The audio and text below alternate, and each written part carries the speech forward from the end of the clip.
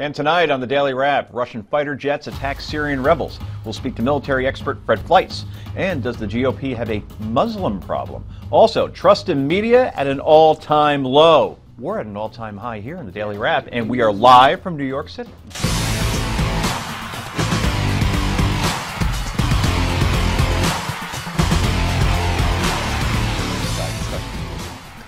And welcome to the show, everybody. I'm Joe Concho, along with my trustworthy media member, We're trustworthy, Rick aren't we? Unger. We're all trustworthy in this room. You know why? Because we're opinion people. And you have to trust us because... Those are the ones they don't trust, I think. Oh, no. It's all about the... even about the fact checkers we're going to talk about. Checkers? Okay. The fact checkers need to be checked, apparently. That's... And that's pretty disturbing. Well, this is nothing new. Well, you know, in Watergate it was at 75%. Now it's all the way down to 40, right? It's been coming a long time. People don't trust the media. I got to meet the 40 that do trust the media, but trust us, really, that we're going to give you a great show tonight. And two, Mr. Trustworthy's right.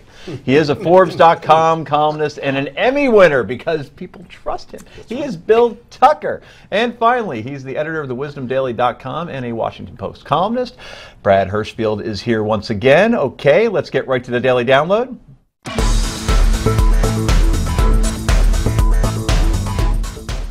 And today, Russian fighter jets attacked Syrian rebels fighting against the Assad regime. As you know, U.S. forces have been targeting members of ISIS in Syria with airstrikes as well. It's like the end of Top Gun, but different. Anyway, it seems to me like we have two wars going on in one country, and obviously this puts Russia and the U.S. at odds. Here is Secretary of Defense Ash Carter earlier today. One of the reasons why the Russian position is contradictory is that exactly the potential for them to strike, as they may well have, in places where, in fact, ISIL is not present. Others are present. And this is one of the reasons why the result of this kind of action will inevitably simply be to inflame the civil war in Syria. And why, therefore, it's ill-advised to take this kind of action in support of Assad only without pursuing a political transition there. And that's why we're trying to get them to that same position. Well, that was uplifting. White House Press Secretary Josh Earnest expressed concern over the airstrikes. We are seeing the Russians ramp up their support for President Assad. They've been supporting him for quite some time, and it's clear that they've made a significant military investment now in further propping him up. Right now, they are trying to prop up an investment that's about to go south. And we've made clear that any sort of effort to double down on their support for the Assad regime is a losing bet. Now, prior to launching said air assaults, the Russian government did something that wasn't normal in terms of diplomatic protocol. Here is CNN political correspondent Barbara Starr. So a Russian general shows up this morning at the embassy in Baghdad and apparently reads your people a note saying airstrikes are going to begin in 1 hour. What do you make of that? Is that, as Secretary of Defense, is that acceptable military-to-military relations with you? And where does this leave you if you sit down and talk to the Russian military about a way ahead? Is this not a little bizarre? Well, you're right. I have been dealing with them for a long time, and this is not the kind of behavior that we should expect professionally from the Russian military professionally, and that's one reason why I think it's a good thing to have an avenue of communication that is less unprofessional than a drop-in. Drop-in's never good. Let's bring in Fred Fleitz, Senior Vice President for Policy and Programs with the Center for Security Policy.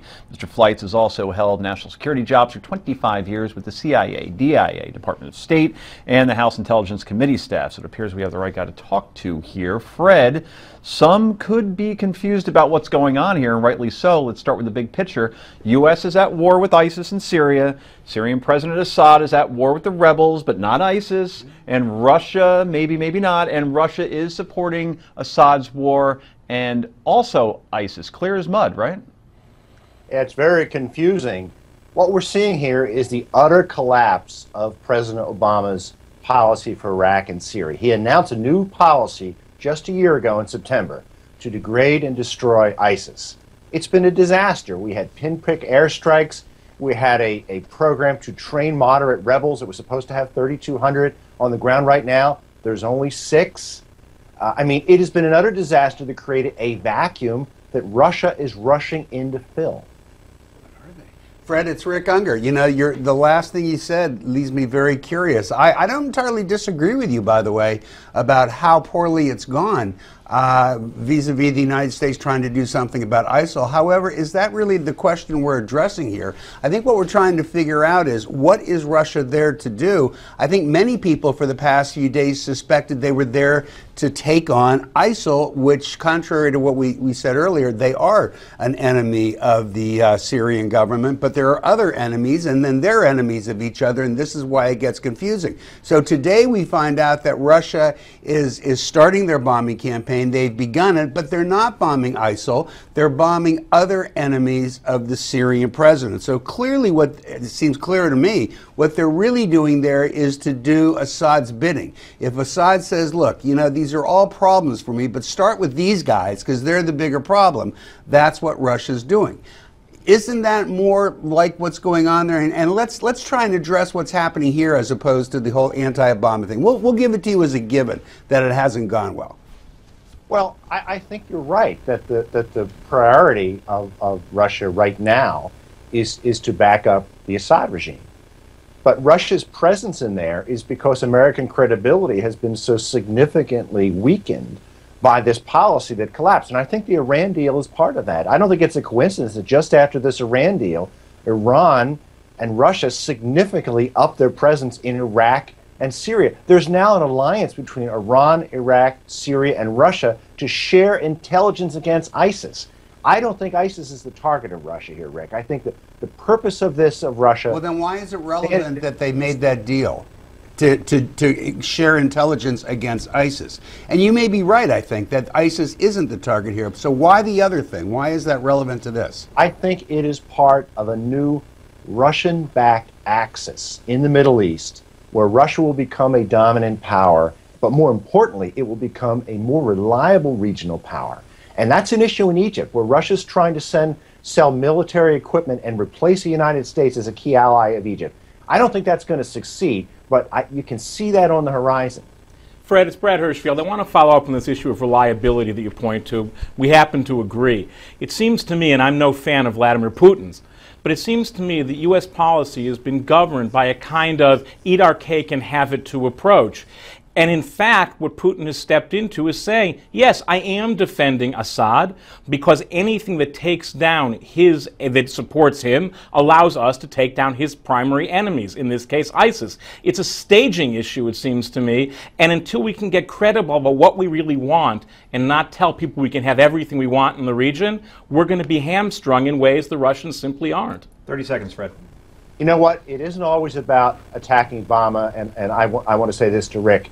You know, Russia and China have no scruples. They'll support anyone to advance their interests. But if you're a Western state with scruples, supporting some of these dictatorships is hard. I get that. And I think that's a factor that's at play here. Yeah, I agree with that, Fred. I do. Joe, you want to finish it up? Yeah, so Fred, eventually if this gets to Russia defeating ISIS, or at least certainly degrading them is a word that we hear a lot, isn't that a good thing? In other words, if I look at, they asked Donald Trump this last night on Fox, they said, look, if you have Assad or ISIS or Russia, which would you take? And he basically said, you know what, if Russia ends up staying there, kind of like an East Germany kind of situation, is that the worst thing in the world compared to what the alternatives are? And we only got a couple seconds, I'm sorry. I don't think ISIS is going to be defeated by Russia. I think Russia can sustain the Assad regime, but I don't think Putin is in a position to send enough troops to succeed at this. Right. Either way, this is one big mess, and That's we a very appreciate you. interesting comment. Yes, I agree. We appreciate you coming on tonight, Fred Fleitz. Yeah. We'll talk to you again soon, I am sure, about this topic. So, share your thoughts on the multiple wars going on right now against ISIS by going to newsmaxtv.com/comments. That's newsmaxtv.com/comments. Last word, Bill Tucker. You know, in some ways, it's be careful what you wish for. We've been in there for years, and it's been a mess. Russia's stepping into it. I don't see it getting any better. Russia is, this is simple. This is a gamble. If it all goes wrong and Putin gets mired down there, we end up the voice in the Mideast. If it doesn't, he does. Wow. Crazy stuff. Stay tuned. Back with more in a moment.